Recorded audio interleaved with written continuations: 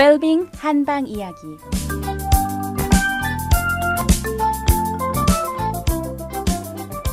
안녕하세요. 달빛 안녕 원장 김동효입니다. 어제는 우리가 귀로 들어서 판단하는 진단법으로 그 중에 하나 기침 소리를 들어서 판단하는 예를 말씀을 드렸습니다. 이렇게 귀로 들어서 판단하는 진찰에는 구토를 하는 소리를 들으면서 판단하는 것, 딸꾹질 소리, 틀이 많은 소리, 한숨 소리, 하품 소리, 재치기 소리, 또는 장에서 꾸룩꾸룩꾸룩 소리가 나는 장명이라고 하는데요. 이런 소리 등이 모든 한의사들에게는 판단의 기준들이 됩니다. 또 이전에 말씀드린 것처럼요. 이렇게 귀로 들어서 판단하는 진단에는 냄새를 맡아서 판단하는 것도 포함이 된다고 말씀을 드렸습니다. 우리가 이 냄새로 한의사들이 중시하고 판단하는 것들 중에는요. 우선 저희들이 만약 입에서 나는 구취가 있냐 없냐, 그리고 땀에서 나는 땀 냄새가 어떤 식의 땀 냄새냐, 구토를 해서 나온 음식물에서 나는 냄새, 때로는 가래를 뱉을 때는 가래에서 어떤 냄새가 나는지, 그 다음에 저희들이 항상 잘 물어보는 것들 중에 대변에서 어떤 냄새가 나는지, 또 중요한 거는요, 소변에서 냄새가 나는지 안 나는지요. 또는 월경에서는 어떤 냄새가 나는지, 또는 색깔이 어떤지, 또 그 외에 환자가 이렇게 거하는 거실이나 병실에서 나오는 특이한 냄새들이 있습니다. 그런 것들을 통해서도 한의사들은 그 환자분의 증세가 어떠한 것인지 판단하고자 노력을 하게 됩니다. 이 중에서 우리 일상생활에 아주 많은 영향을 미치고 대인생활에도 많은 영향을 미치는 입에서 나는 냄새, 즉 구취라고 그러죠. 이에 관해서 말씀을 드리고자 합니다.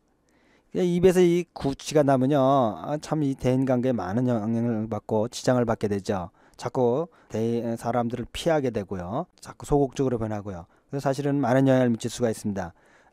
이런 구취가 나는 것에 관해서 한의학에서는 두 가지 이유로 봅니다.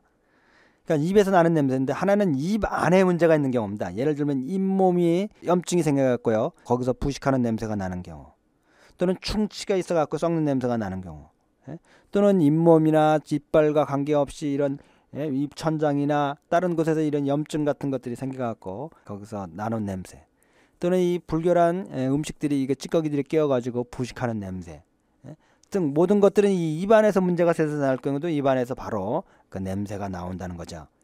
이런 경우에는 그 치료 방법이 당연히 입안의 문제를 치료하게 됩니다. 또 하나의 경우는요, 입안에서는 냄새가 나는 것이 아닌데 이 우리 몸 속에서 역겨운 냄새가 올라온다는 겁니다.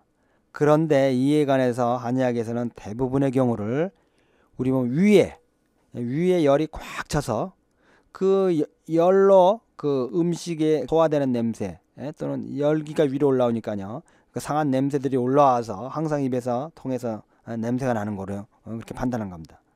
또는요, 그 위화수가 된다든지, 또는 그 소화기 계통이 약해져 가지고요, 이 음식물이 잘 바로바로 소화돼서 내려가지 않고요, 그 위에 머물러 있어 갖고 오랫동안 그 부식하는 냄새가 그 위로 나오는 경우, 이런 경우도 그 냄새가 계속 나오게 돼요. 또는요, 위에 그 궤양이 있어 가지고요, 거기서 그 궤양이 그 부식하는 냄새가 이렇게 계속 나오는 경우도. 이렇게 위 속에서 여러 가지 문제들을 통해서요, 이제 그 냄새가 위로 올라와 가지고 구취가 나는 경우는요, 입을 아무리 이빨을 닦고 뭐 요즘 나오는 뭐 입안 그 청소하는 용액들 있죠, 그런 걸로 씻어내고 해도 이 냄새가 없어지는 게 아닙니다. 이 문제가 속에서 나오기 때문이죠. 그러면 우리가 일상적으로 한의원을 가지 않고도요, 집안에서 어떻게 이게 입안의 문제인지 아니면 내부의 위를 중심으로 한 내장의 문제인지를 판단할 수 있는지를 간단한 방법들을 알려드릴까 합니다. 우선요, 입을 딱 막고 코로만 숨을 내쉬어보는 겁니다. 그럼에도 불구하고 냄새가 나면요, 이건 속에서 나는 냄새일 가능성이 많다는 겁니다. 자, 물론 뭐 입안에 문제가 있을 경우에는요, 어떻겠습니까? 우선 그 문제가 어떤 것인지 잘 판단하셔서 뭐 치과적인 치료가 필요할 경우는 치과적인 치료를 받고요, 또 내과적인 치료가 필요할 경우는 내과적인 치료를 받고요, 한의학적인 치료가 필요할 경우 한의학적인 치료를 받아야겠죠. 근데 어떤 경우든 한방의 치료가 그 효과가 아주 좋다는 겁니다. 그러면 이렇게 심한 구취에 간단하게 잘 듣는 처방이 하나 있어서 여러분들에게 알려드리고자 합니다. 여러분들이요, 이 뭐 가까운 차이나타운이나 무슨 TNT몰이나 이런 가까운 그 한약재를 파시는 곳에 가면요, 그 한자로 밀타승이라는 약재가 있습니다. 이 밀자는요, 이거 빽빽한 밀자입니다. 뭐가 빽빽히 들어있다.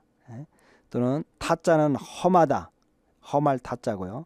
승자는 스님 승자입니다. 근데 이렇게 해가지고 지금 여기 계신 분들 중에서 또 많은 분들이요, 쓰기 힘들 것 같고요.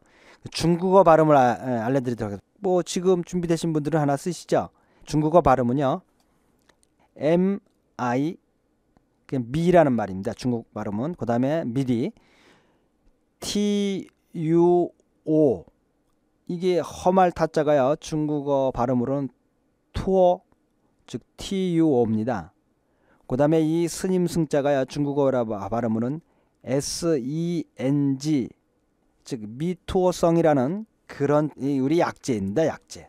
외용약으로 일반적으로 많이 쓴대요. 노란색입니다. 이걸 잘 갈아달라고 하십시오. 그래서 갈아 갖고 오셔가지고요, 이걸 1, 2g 정도로 이렇게 물에 개가지고요, 입안을 이렇게 한번, 이빨을 한번 쫙 닦는 겁니다. 그리고 헹궈내는 겁니다. 두세 번 닦고 난 다음에요. 그러면요, 입안에 있는 구취가 상당 기간에 해소됩니다. 따라서 뭐 외출을 해야 된다든지 누구를 만나야 된다든지 할 경우는요, 이걸 이렇게 가루로요, 살짝 개가지고요, 1, 2g 정도로 개가지고 입안을 손가락으로 해서 소금으로 옛날에 이빨을 닦으시죠. 입안을 이렇게 깨끗하게 닦아도 헹궈내는 겁니다. 절대로 먹진 마시고요. 그러면요, 입안의 냄새가 상당 기간이 전혀 나지, 아무리 구취가 심한 분들도요, 전혀 나지가 않습니다. 그렇다고 이건 근본적인 치료가 되는 건 아닙니다. 그러니까 근본적인 치료가 될 수 있도록 여러분들이 가까운 한의원에 가서 하시고요. 급하실 경우에 또는 잘 치료가 안 되시는 분들은요, 이와 같은 방법으로도 사회생활에 전혀 지장 없이 중요한 일들을 잘 해낼 수가 있는 겁니다. 예, 그러면 생활에서 조금이라도 도움이 될 수 있었으면 좋겠습니다. 자, 오늘은 이걸로 마치도록 하겠습니다. 이제 주말이면 추석이네요. 가까운 친지들끼리요, 참으로 뜻깊고 복된 그런 추석이 되시기를 바랍니다. 그러면 추석들 모두들 잘 지내시고요. 다음 주에 다시 뵙도록 하겠습니다. 달빛 한의원 원장 김동영이었습니다.